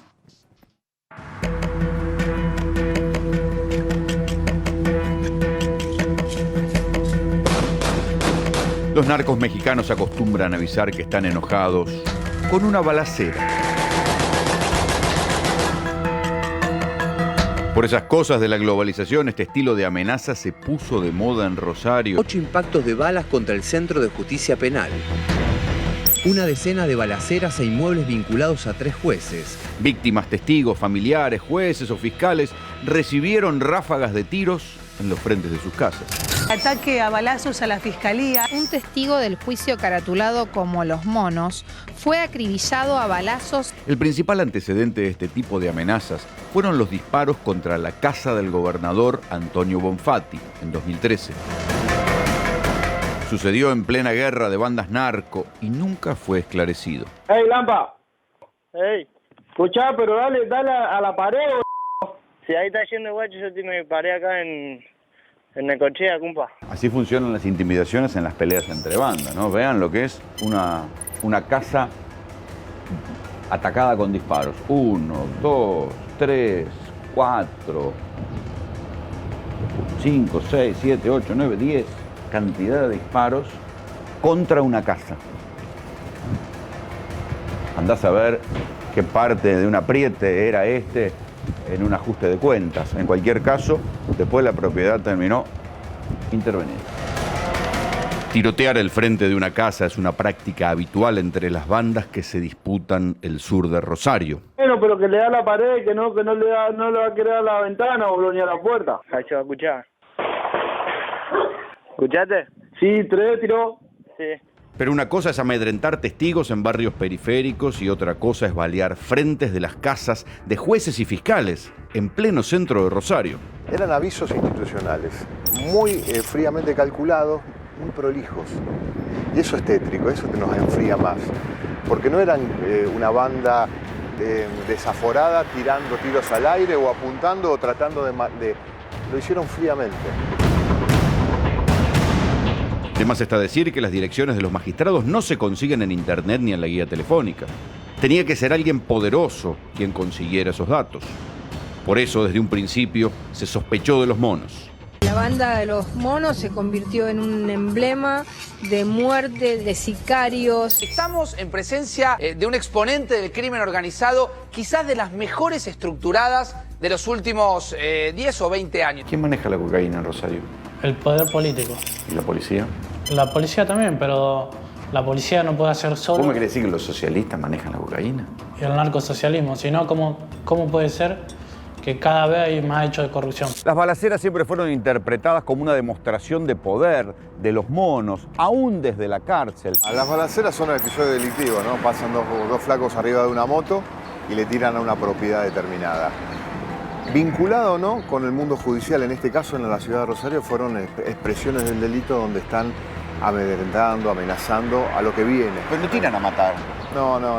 Saben que no hay nadie, saben que no van a herir. Es un aviso. Es un aviso que digamos, es un llamado a negociación. Este edificio es el Centro de Justicia Penal de Rosario. Aquí se desarrolló el juicio oral contra los monos. Aquí estaban presos los monos durante el proceso. En los primeros días de agosto, una moto dobló en contramano por acá, un lugar súper custodiado, y disparó una ráfaga contra estos vidrios. Están llamando a negociar. Los sectores del delito que están en estos momentos sosteniendo un duro combate con la justicia. Primero con la justicia provincial, que los condenó penalmente, 40 años. Está hablando de los monos. Condenando a Machuca Ramón Ezequiel con demás datos personales en el exordio a la pena de 37 años de prisión, accesorias legales y cortas por considerarlo autor penalmente responsable de los delitos de asociación ilícita agravada por su calidad de jefe y atentado agravado contra la autoridad. Pasaron ya varios meses de esta condena. Sin embargo, hubo 10 ataques a domicilios vinculados con los jueces que procesaron y condenaron a los monos. ¿Por qué? Es como protestarle al referí el full que te acaba de hacer, que te acaba de cobrar. Te acaba de cobrar un full en contra. ¿Por qué se lo protestás? Para que el próximo no sea tan duro. En este caso no era un aviso contra la justicia provincial, sino contra la justicia federal. O sea, ojo. Ojo con lo que hacen con nosotros, porque todavía tenemos poder de fuego, todavía somos impunes, todavía hacemos lo que queremos. Estas son todas las irregularidades del juez Viena, de su narco policía judicial, de todo eso. ¿Cómo es posible que tenga poder de fuego estando en la cárcel? Ni porque ellos están en la cárcel, pero sus soldaditos están afuera.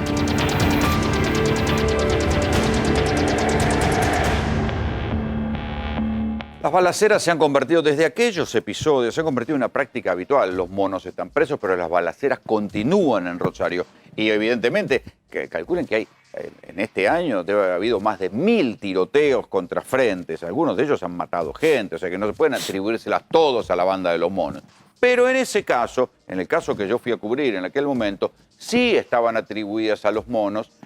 Y por esas 8 balaceras son entonces que lo estaban juzgando hoy a Ariel Cantero, el Guille Cantero, que fue el que dijo esta frase. ¿Cuál es la frase?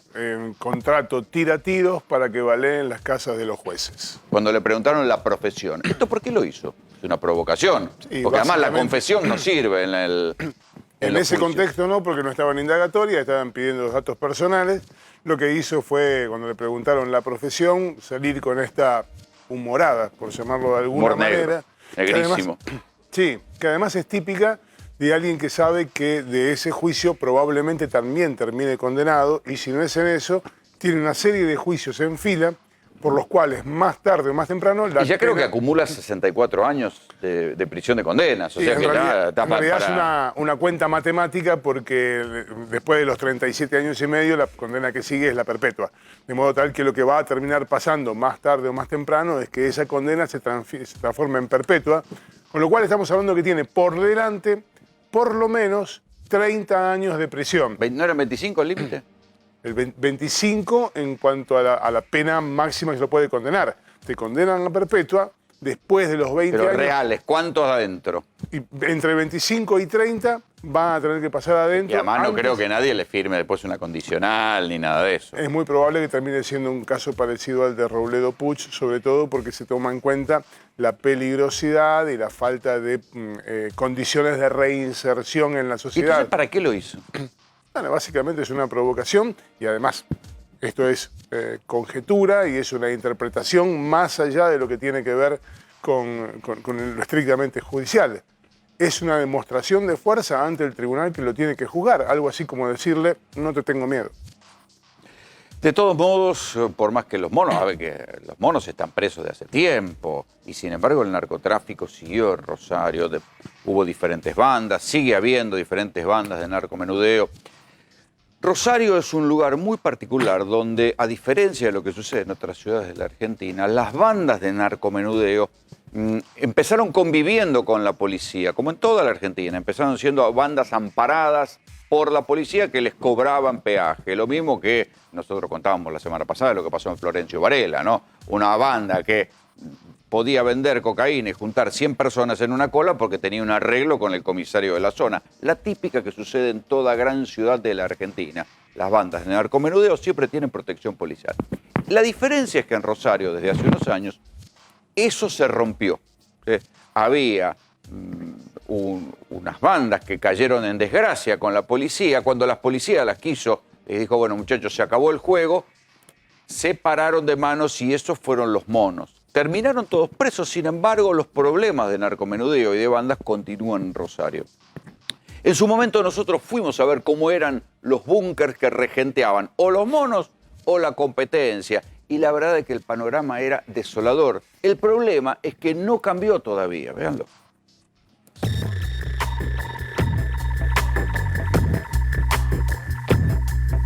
Con cámaras ocultas fuimos a comprar drogas a 3 búnkers.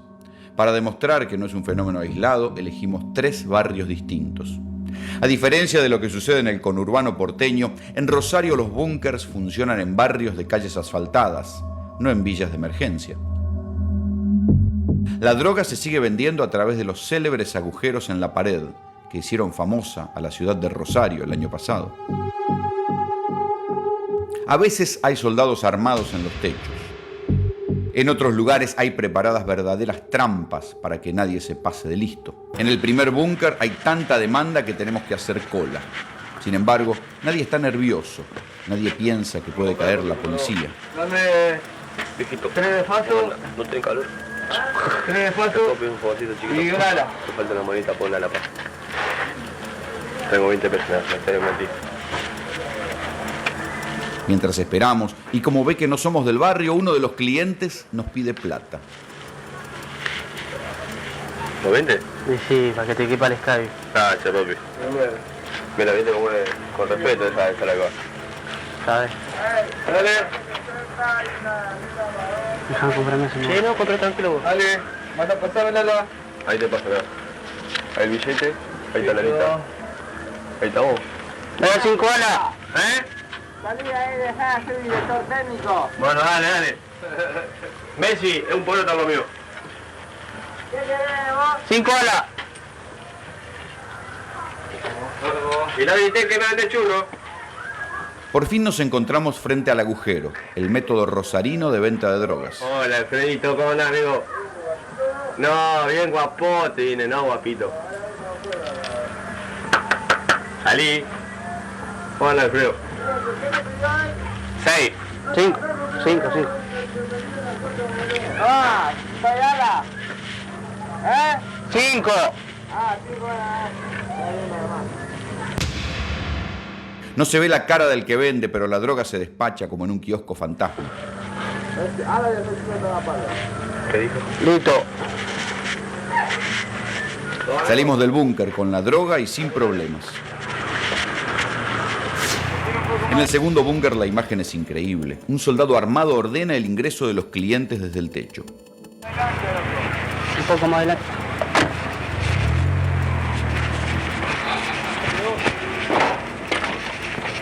Aquí también hay que hacer cola. Tenés 20.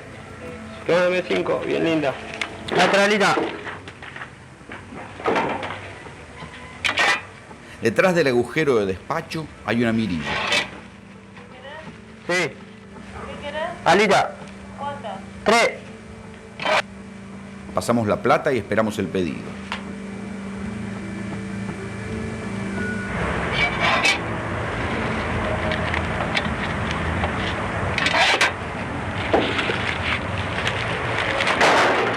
Salimos con la droga sin problema. En el tercer búnker lo que encontramos es de película, una trampa mortal contra intrusos o clientes pícaros. Frente a la puerta blindada desde donde se despacha hay un tablón con largos clavos. Si al vendedor no le gusta la cara del cliente, con solo empujar la puerta, lo clava contra la trampa.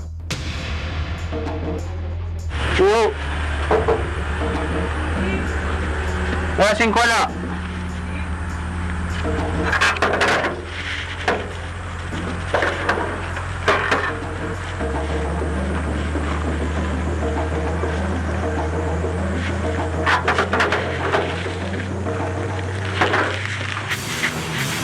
Nos vamos del lugar sin tocar los clavos. Lo que fuimos a probar está a la vista. Los búnker narco en Rosario siguen funcionando. Una aclaración sobre lo que acaban de ver de Rosario. Cuando decían alitas, es alita de mosca, es una cocaína de máxima pureza que se jactaban de vender los narcos en Rosario. Hay que decir que esos búnkers no eran búnkers controlados por los monos, eran búnkers controlados por otros sectores de la policía.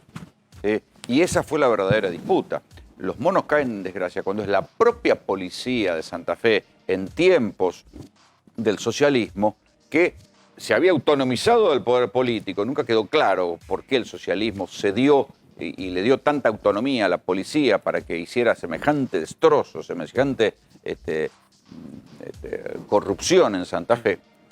Y la propia policía le empezó a disputar los búnkers a la banda de los monos, que era la banda dominante en Rosario, y a partir de ahí nunca se logró restablecer, no les digo un orden, nunca se logró restablecer en la ciudad de Rosario algo que sea parecido a la ciudad de Buenos Aires. En la ciudad de Buenos Aires, me lo habrán escuchado contar miles de veces, están las dos o tres grandes villas mayoristas de droga, la 31, la 1114, la 21, pero los narcos que dominan cada una de esas villas no salen a la ciudad a andar tiroteándose. Esto sí es lo que pasa en Rosario.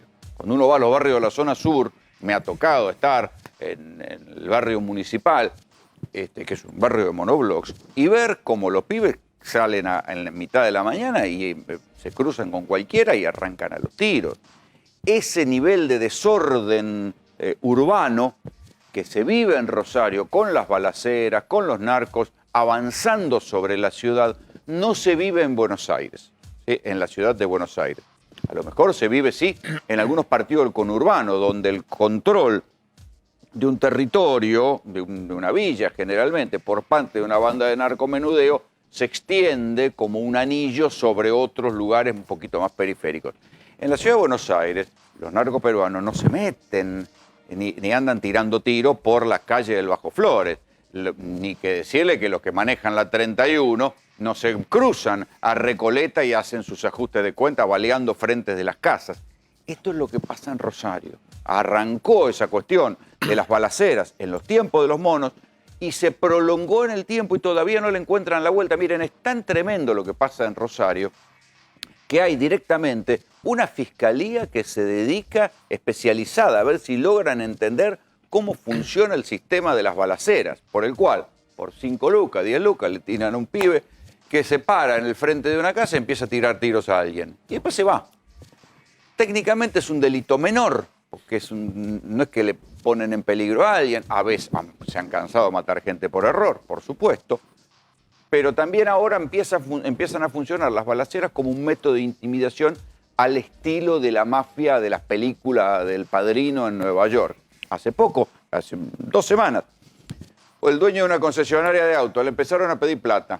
Un concesionario de autos en la parte más cara de Rosario. Le dijeron, no, vos tenés que poner plata si querés seguir trabajando. No, hasta que se paró un tipo y le tiró 5 tiros a cada uno de los vidrios de la concesionaria. Los vidrios se cayeron en pedazos, se subió a la moto y se fue. Este es el verdadero problema de las balaceras. Arrancaron siendo una práctica por la cual hoy estaban juzgando a la banda de los monos, pero se convirtieron en una práctica cotidiana en la ciudad de Rosario. Ahora vamos a pasar a hablar un poco de economía. ¿Se acuerdan que en una época un billete de 100 mangos valía algo? ¿Cuántas cosas se pueden comprar hoy con 100 pesos? Se van a asombrar cuando vean lo que pasa cuando uno sale a la calle con 100 pesos. Un alfajor.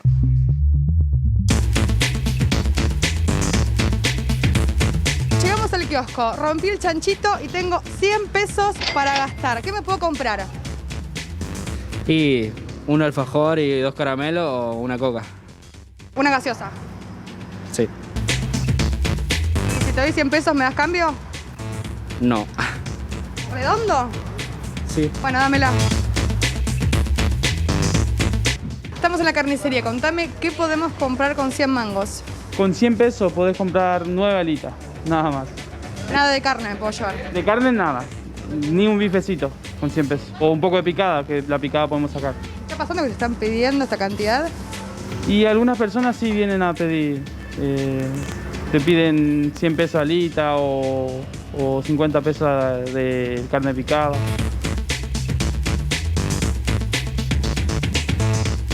¿Cuánto es? 106. O sea que con 100 pesos ya no me está alcanzando para llevarme las alitas. Claro.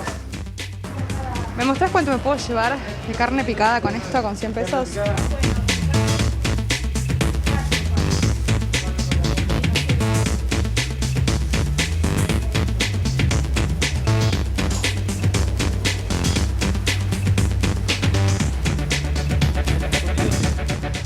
130 gramos de picada, con 100 pesos. Bueno, hacemos negocio. Hacemos negocio, pues.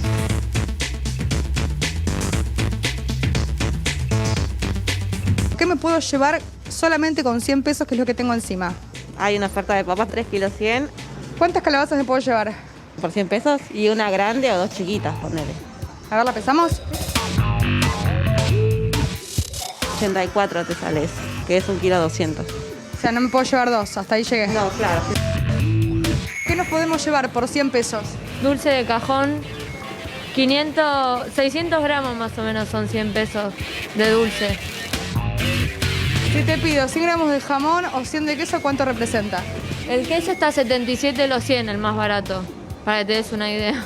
Si quisiera llevarme pan lactal, por ejemplo, ¿cuánto me cuesta? El más económico, 112. Que si me llevo los 100 gramos de jamón, no me llevo el pan. No, o es una cosa o la otra.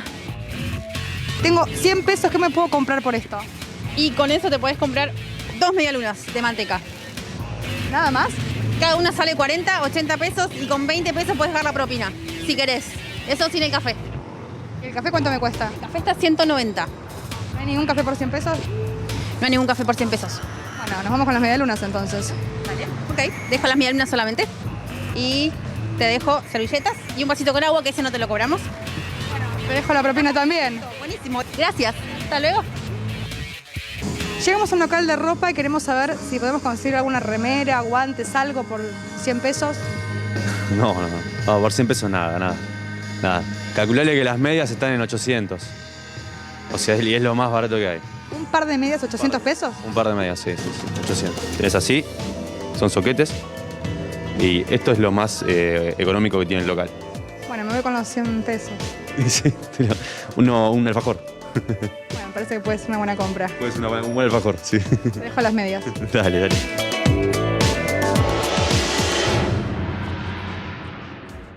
Hablar de lo que valen 100 pesos o de lo que ya no valen 100 pesos es hablar del poder adquisitivo confrontado con la realidad cotidiana. Esa realidad cotidiana se vive de manera particularmente dramática en los jubilados. ¿Cuánto se va perdiendo el poder adquisitivo de los jubilados? Piensen que, por ejemplo, la estadística que el propio gobierno exhibe dice, bueno, que los jubilados en lo que va del año le llevan ganado entre 4, 5, 6, 7 puntos a la inflación según quien haga el cálculo. Le voy a preguntar a Fernando Rampazzo, que es abogado especialista en temas previsionales, si esa cuenta es real. ¿Cómo te va? Buenas noches. Hola, Rolo. Buenas noches. ¿Es una cuenta real la de los 7 puntos por arriba de la inflación? Sí, a ver, la cuenta es real. Lo que pasa es que de todas maneras no se pudo recuperar lo que se perdió en los 4 años anteriores. Y hoy, el atraso histórico. El atraso histórico, y vos tenés desde junio una mínima de 23.064,70 y a partir de septiembre, con el aumento de la nueva ley de movilidad, se va a 25.922. Que no deja de ser un salario mínimo, más o menos. Claro, entonces, a ver, a lo que vamos es que vos para vivir, un jubilado para vivir necesita 2 jubilaciones y media para vivir, para cubrir la canasta básica. ¿Uno o un matrimonio? Un jubilado. Uno. Un jubilado necesita para cubrir la canasta básica 2 saberes y medio. Que recordemos que la canasta básica de los jubilados es más cara que la canasta básica común, porque además incluye medicamentos, una serie de cosas, ¿no? Sí hay que remarcar, a diferencia de la gestión anterior, que esta gestión va recomponiendo con bonos, como hizo este mes, por ejemplo, para cubrir el desfasaje que se va teniendo con la ley de movilidad. Y aquello de lo que se jacta tanto Alberto, que ahora los medicamentos del PAMI están llegando gratis o están llegando con los descuentos reales, ¿se efectivizó? Sí, el tema de los remedios es una cuestión importante que significa en el bolsillo del jubilado más o menos de entre 3.000 y 3.700 pesos. O sea que ahí hay una recomposición real de... O sea que habría que... o sea, ya de estos 25 no gastan 3 lucas en remedio. Claro, no gastan 3.000 pesos en remedio, y otro tema fundamental que es a tener en cuenta es las tarifas. Hoy vos no tenés las mismas tarifas que tenías en la gestión anterior. O sea que esa lectura que hace el gobierno es correcta. Es correcta. Pero no quita que la inflación te sigue devorando. No, lo que yo planteé antes de que se sancione esta ley es que había que implementar algún mecanismo para recomponer lo perdido y que hoy no tengas jubilaciones a partir de septiembre y hasta diciembre de 25.922. ¿Qué es la PUAM?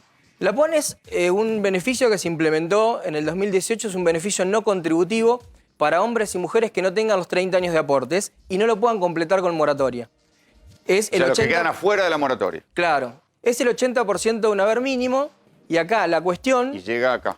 Claro, ahora a partir de septiembre se va a 20.737,60. Sigue, te das cuenta que, a ver, este universo inclusive de beneficiarios se va incrementando, porque cada vez vos tenés más gente que llega a la edad de jubilarse sin aportes. Entonces bueno, vamos porque a esto es la seguir- informalidad, los años de informalidad de cobrar en negro, el Claro. que tuvo laburo, o de nada. Vamos hacia un sistema previsional cada vez menos, con menos aportantes activos, ¿sí? Con menos jubilados que van teniendo una jubilación acorde a sus aportes en actividad. ¿Qué es esto? Bueno, ese es el tope de ley, que pasa de 155.203,65. ¿Qué quiere decir? ¿La máxima jubilación que se cobra? No. Claro, sí, pero del régimen general. A 174.433. Ese es el tope, es un universo pequeño, pero hay aproximadamente 300.000 jubilados que cobran el tope de ley. ¿Cuál sería una medida inteligente para incrementar o mejorar la situación de vida de los jubilados? Recomponer el haber mínimo es fundamental, pero necesitas... Pero esto es plata de un estado deficitario. De Necesitas- otra, porque digo, a través de los remedios, a través de las tarifas, se logró una recomposición. Hay otras cosas que puede hacer el Estado y no está haciendo, no sé, vivienda, ayuda en los Sí. alquileres, qué sé yo. Hay- Alimentos. hay programas, por ejemplo- ¿Hay tarjeta alimentar para los jubilados? No hay tarjeta alimentar, pero tenés la devolución del IVA y tenés descuentos en determinados días. Que eso para el jubilado que utiliza la tarjeta de débito le representa, ¿sí? Un monto importante a fin de mes. Pero tiene que utilizar la tarjeta Pero de débito. la tarjeta alimentar, que se la terminan dando a cualquiera, ¿no sería más pertinente dársela a los jubilados? Por eso, pero son decisiones netamente políticas que hasta ahora no pasó. Se viene planteando, o sea, ¿por qué no implementarlo también a un sector tan golpeado como es los jubilados? Hasta ahora... Porque ahí sí sería un incremento real. Si vos a esto le das 5 lucas en tarjeta alimentar, son 5 lucas reales. Claro, y algo que vos decías recién y mencionabas, que vos tenés gente que cobra un haber, ¿sí? Si vos sacás el grupo, el núcleo, donde vos tenés jubilados, 2 jubilados, un núcleo que cobra 2 haberes mínimos, bueno, a ese núcleo no le das la tarjeta alimentar, pero sí se la podrías dar al que cobra un haber mínimo, por ejemplo. Claro. Sería una medida para paliar a este sector tan golpeado. Fernando, muchísimas gracias por venir. Gracias a vos. Nos vamos a ir a la pausa en GPS. Cuando volvamos vamos a hablar de la tercera dosis, lo que empezamos a discutir recién con el doctor Salemi. Atención, porque hay todo un debate sobre si hay que aplicarse o no la tercera dosis. Enseguida volvemos.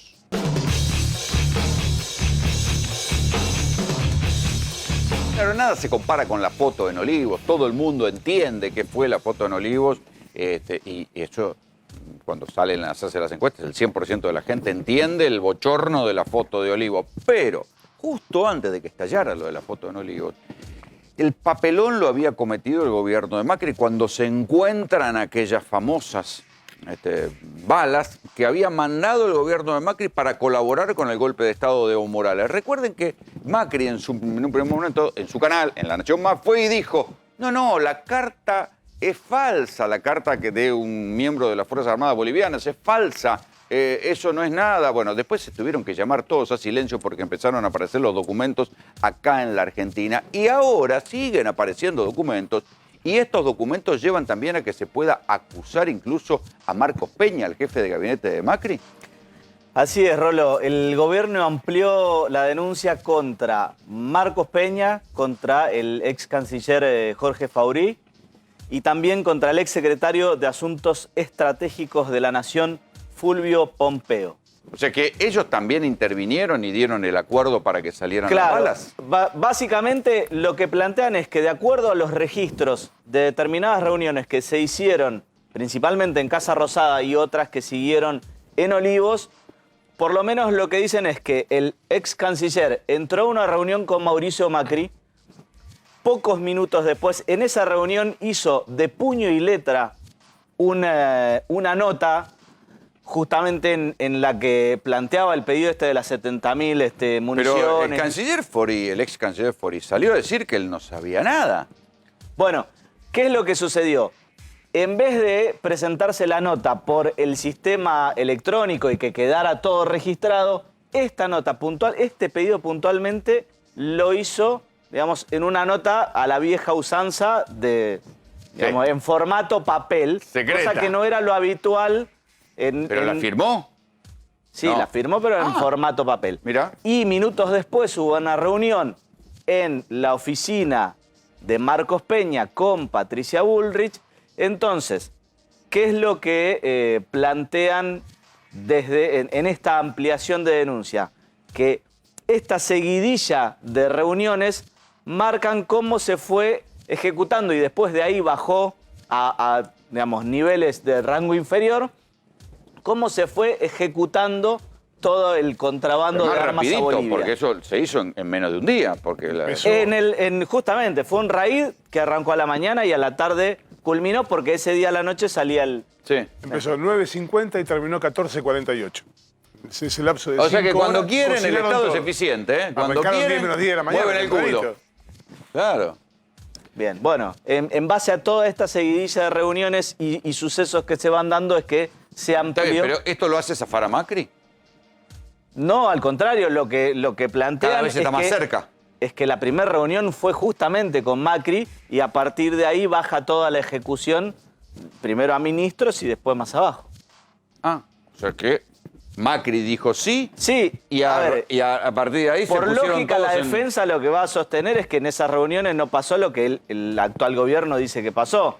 Está bien, pero las balas llegaron, digo. Las balas llegaron y hay una serie de ejecuciones que tuvieron lugar y que coinciden temporalmente con estas reuniones. Porque además el hecho de que haya sido todo tan rápido demuestra que había una decisión política para que los resortes lentos del Estado funcionaron rápido. ¿En cuánto? ¿En 6 horas? Sí, menos de 5 horas. Hay que tener en cuenta que esta semana el fiscal Marcelo Colombo, en la causa Memorando, dijo que las reuniones de Macri con Hornos y Borinsky no necesariamente tenían que ver con hablar de la causa Memorando. De manera tal que ese argumento del fiscal podría ser utilizado ahora para decir que esa reunión de ese día, el 12 de noviembre, en la Casa de Gobierno, entre esas personas, no tenía nada que ver con Claro, las armas para Bolivia. y las balas se mandaron solas. Y estas cosas pasan, ¿viste? Bueno, la gente por ahí se junta a charlar. Claro. Doctor Salemi, tercera dosis, ¿hay que dársela o no? Mirá, Rolando, hay muchos estudios que se están desarrollando en el mundo, pero hay países que ya tomaron la delantera más allá de las autorizaciones por parte de la FDA o el CDC. Por ejemplo, Israel, por ejemplo, Chile, por ejemplo, Uruguay, por ejemplo, Alemania y el propio Estados Unidos, que a partir del 20 de septiembre va a dar la opción de los mayores de 50 años vacunados con un tiempo prudencial de por lo menos 6 meses en dar un refuerzo de dosis. Esto es a través de un comunicado que emitió una de las directoras, Rochelle Walensky, de unos estudios que se estuvieron desarrollando en Estados Unidos. Sí, pero Estados Unidos dice que después de 8 meses, o sea que cuando de la última dosis, 8 meses después, te corresponde la tercera. Esto tiene que ver con la cantidad de anticuerpos que haya generado el organismo y cómo van decreciendo con el periodo de tiempo. También están evaluando la posibilidad de que esta vacuna sea de aplicación anual, ¿sí? Lo que está pasando... Acuérdate que en algún momento se decía eso, que iba a ser como la vacuna de la gripe, que iba a aplicársela anualmente. Totalmente. Lo que está pasando... En función también de las nuevas cepas. Totalmente. Más allá de las nuevas variantes, la protección también la brinda la cantidad de anticuerpos. Por eso creen que un refuerzo de dosis podría generar mejor inmunidad para la llegada de la nueva variante. Esto es Delta hoy. Esto es Delta hoy, lo que está pasando en el mundo. O sea, lo que acá está pasando... no llegó todavía porque sigue bajando. Pero Por acá, eso, vos en el fíjate- mundo está pasando todo lo contrario. Por eso, vos fíjate lo que está pasando en el mundo y lo que está pasando en Latinoamérica. Son casos muy puntuales y muy llamativos. Las dos curvas, la naranjita y la verde, es Chile y Uruguay. Fíjate cómo descendieron los casos de contagio diariamente, ¿sí? Y ellos también están aplicando una tercera dosis de refuerzo a los vacunados con Sinovac. ¿Sí? Que tuvieron el esquema completo de Sinovac. Sí, que era una Porque vacuna de baja defensa. De baja eficacia. Ahora, fíjate lo que está pasando, y es muy llamativo con Israel, Estados Unidos e Islandia.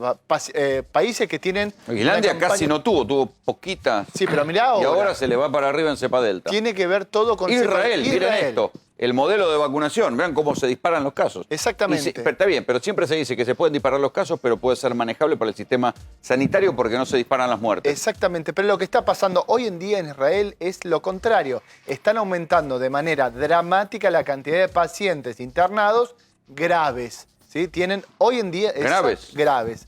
hoy en día tienen más de 600... ¿No era que los casos eran de los chicos que no tenían vacuna? No, hoy en día en Israel están preocupados. De hecho, habló justamente el primer ministro israelí y dijo que no descartan nuevas restricciones ante la llegada de esta nueva variante de Israel. Exactamente, Israel es el ejemplo de vacunación. Algo a tener en cuenta que nos podemos asemejar. Acá no tenemos Israel. Estados Unidos. Ah, sí, Estados Unidos también es la Estados roja. Unidos A ver, es la naranja. La naranja. Acá. También. También. Están todos los países del hemisferio Pero en norte. Estados Unidos, lo que pasa es que hay una diferencia. En Estados Unidos hay un 30% de la población que no está vacunada y no quiere. No quiere, y no son se va las a vacunar. principales víctimas de la cepa Delta. Y no se va a vacunar. Pero en Israel se suponía que había inmunidad de rebaño. Exactamente. Y entonces se vacunaron con Pfizer. Y ahora van a aplicar una tercera dosis a los grupos vulnerables, que son los mayores de 60 años. Pero ¿quién se está muriendo? ¿Quién se está contagiando Eso ahora? es lo que se está viendo ahora. Vacunados con 1 y 2 dosis se están contagiando. ¿De cepa Delta? De cepa Delta. Entonces volvió a mutar. Bueno, no, es la cepa Delta. Lo que pasa, lo que están viendo los estudios que se están haciendo en Estados Unidos es que la eficacia de las vacunas cayó del 75 al 42% de protección. Por ejemplo, con Pfizer es un estudio muy reciente que lo publicó la clínica Mayo. Por eso es que están viendo a partir del 20 de septiembre el propio Estados Unidos en dar una tercera dosis de refuerzo. ¿Circulación comunitaria de cepa Delta acá cómo está? Circulación comunitaria ya en estos momentos deberían estar empezando a dictaminar las autoridades sanitarias de, por lo menos, la Ciudad de Buenos Aires y algunas regiones, porque tenemos en la Ciudad de Buenos Aires 5 casos sin nexo epidemiológico, quiere decir que no tuvieron contacto con personas que hayan viajado. Pero dice que la cepa del río es igualmente... O sea, que no necesariamente es Delta mata Río. No necesariamente. Se cree que puede llegar a brindar los anticuerpos de los que se contagiaron con la cepa de Río de Janeiro, la P2, esta famosa cepa, que puede llegar a generar cierta inmunidad. Todavía no está muy comprobado y no habría que hacer aseveraciones tan absolutas hoy en día, porque los países que hicieron aseveraciones absolutas y abrieron todo de manera repentina, el caso de Israel, pueden volver a cerrar. Y pensar que todavía aquí en Ciudad de Buenos Aires están discutiendo, están soñando cuándo se sacan el barbijo. Bueno, una discusión bastante, próxima a las elecciones, pero bastante falta de criterio sanitario.